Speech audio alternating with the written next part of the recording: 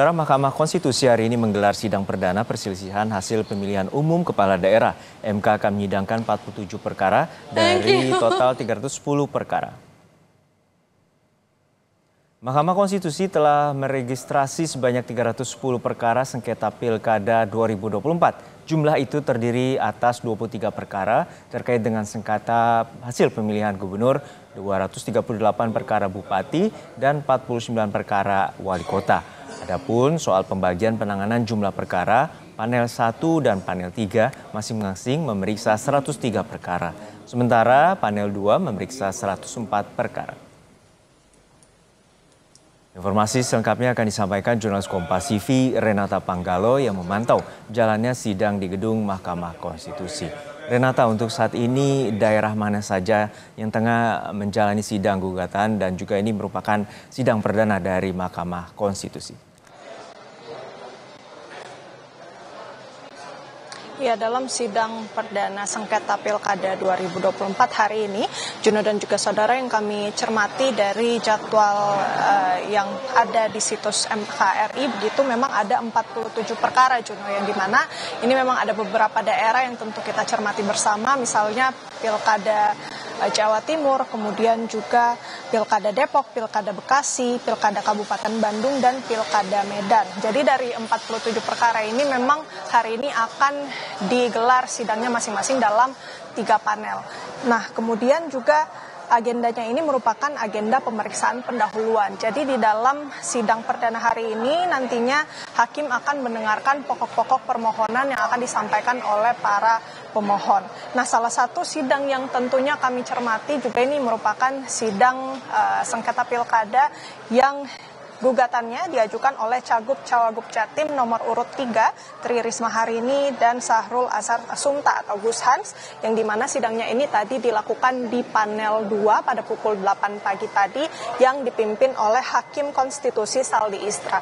Kalau yang kami terima, data yang disampaikan dari tim kuasa hukum dari analisa data yang mereka catat, begitu ada sejumlah dugaan kecurangan, misalnya manipulasi pengubahan data pada formulir C-hasil, kemudian penggunaan daftar pemilih tetap hingga 100% di sejumlah lokasi seperti Sampang dan Pamekasan, dan juga pembagian bantuan sosial PKH yang diduga kemudian menimbulkan anomali pada jumlah suara. Lebih lengkap terkait dengan dugaan-dugaan kecurangan, juga permohonan-permohonan apa saja yang tadi disampaikan oleh tim kuasa hukum, berikut kita dengarkan pernyataan dari Tri Wiono Susilo selaku tim kuasa hukum dari paslon Risma dan Gus Hans berikut ini.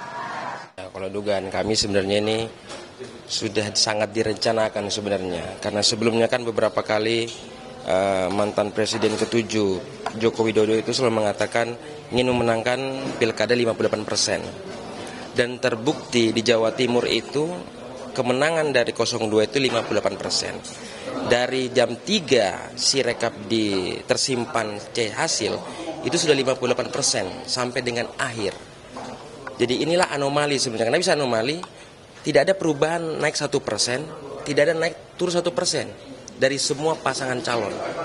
Jadi harus dikunci kemenangan 58%, lalu kemudian mereka mencari kotak-kotak suara, kantong-kantong suara yang tersebar di seluruh Jawa Timur. Variabel-variabelnya banyak. Misalnya paslon 03 itu, Ibu Risma, itu dinolkan. Sama sekali tidak ada yang memilih. Padahal di sana kita punya saksi. Ya, Juno, itu dia tadi yang disampaikan oleh tim kuasa hukum dari pasangan calon Risma dan Gus Hans. Dan memang dari tim kuasa hukum ini optimis begitu dan yakin dari Hakim Konstitusi ini akan mengabulkan gugatan dari tim kuasa hukum. Sampai malam nanti, Juno, masih akan ada sidang perdana. Ini kita nantikan sampai pukul malam nanti, Juno.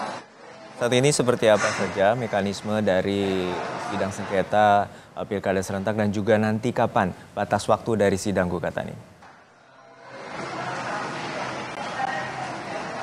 Ya, Juno, kalau dari informasi yang kami terima memang sudah disampaikan baik itu dari jubir Mahkamah Konstitusi maupun tadi disampaikan oleh Kepala Biro Humas dan Protokol MK bahwa pada hari ini Hakim Konstitusi Anwar Usman berhalangan untuk ikut menyidangkan perkara yang dimana kita tahu Anwar Usman ini seharusnya menyidangkan perkara di panel 3 karena alasannya adalah sakit. Saat ini Anwar Usman diketahui sedang dirawat di rumah sakit akibat jatuh. Begitu, ini masih kita terus pantau bagaimana kemudian diagnosa ataupun kondisi terkini dari Anwar Usman, tetapi karena Anwar Usman ini kemudian berhalangan hadir, maka sejumlah persidangan ini harus diundur begitu ya, yang ada di panel 3. Mekanismenya begini Juno dan juga saudara. Jadi nanti ada 3 panel memang sudah dibagi begitu ya untuk menjalankan sidang selama 45 hari ke depan, yang dimana merupakan juga batas waktu untuk para hakim memutus perkara.